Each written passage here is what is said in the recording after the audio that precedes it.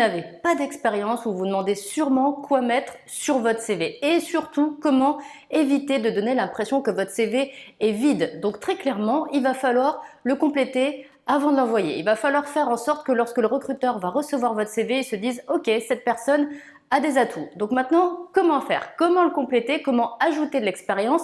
C'est exactement ce que je vais vous expliquer. Juste avant ça, il faut quand même comprendre une chose, il faut comprendre ce qui intéresse le recruteur. Parce qu'il n'y a pas que l'expérience professionnelle qui intéresse le recruteur. Il y a aussi toutes les aptitudes, toutes les compétences que vous avez pu développer au cours de votre parcours, même si votre parcours n'est pas très développé pour l'instant.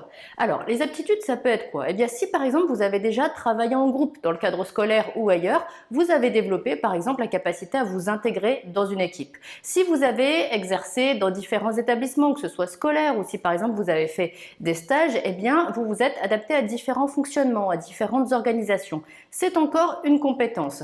J'imagine aussi que vous avez dû à plusieurs reprises respecter des consignes pour faire un travail donné, c'est encore une compétence. Ou encore, si vous avez eu un travail à réaliser, eh bien, vous êtes peut-être investi dans ce travail. Donc là encore, c'est une compétence. Donc, ce qu'il va falloir faire maintenant, c'est faire le point sur vos compétences et déjà, vous allez pouvoir développer le paragraphe compétences.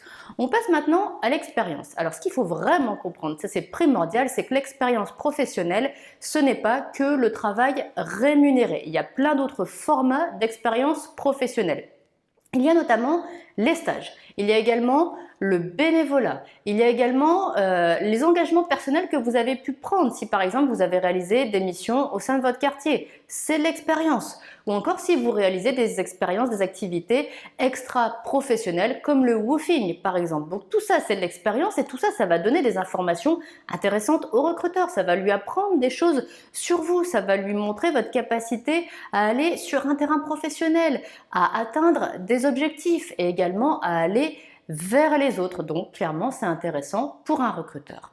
Alors, on a parlé des compétences, on a parlé de l'expérience, il y a d'autres choses encore dans le CV. Donc, pour le développer, pour le compléter encore davantage et surtout pour le faire efficacement, qu'est-ce que vous pouvez faire?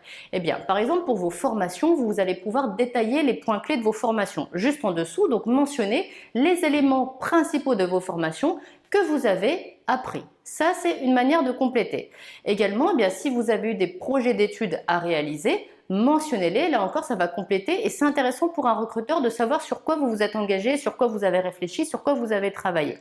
Il y a aussi les stages, je vous le disais, mais les stages, pour être encore plus pertinent de la manière dont vous mentionnez les stages, eh bien en plus d'écrire où vous avez fait un stage et pour quel poste, vous pouvez mentionner quels étaient les objectifs du stage et peut-être quels sont les résultats que vous avez atteints si c'est possible de les mentionner.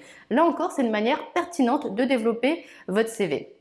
Et puis ce qu'il faut se dire aussi, c'est que tout ce que vous savez faire, tout ce que vous maîtrisez et qui peut être réutilisable en contexte professionnel, c'est intéressant pour un recruteur. Si par exemple vous êtes à l'aise avec les réseaux sociaux, si vous maîtrisez certains logiciels, si vous faites du montage vidéo, si vous faites de la musique, si vous créez des visuels, bref, tout ce que vous savez faire et qui peut peut-être vous sembler banal parce que ça fait partie de votre quotidien, pour un recruteur ça peut être intéressant. Donc demandez-vous ce que vous faites déjà un peu régulièrement, voire même tous les jours et que vous pourriez réutiliser pour le poste que vous visez. Les loisirs aussi, ça donne des informations au recruteur et en plus, ça lui montre d'autres compétences que vous développez dans un autre champ que que le champ professionnel en fait. Donc n'hésitez pas à mentionner vos loisirs.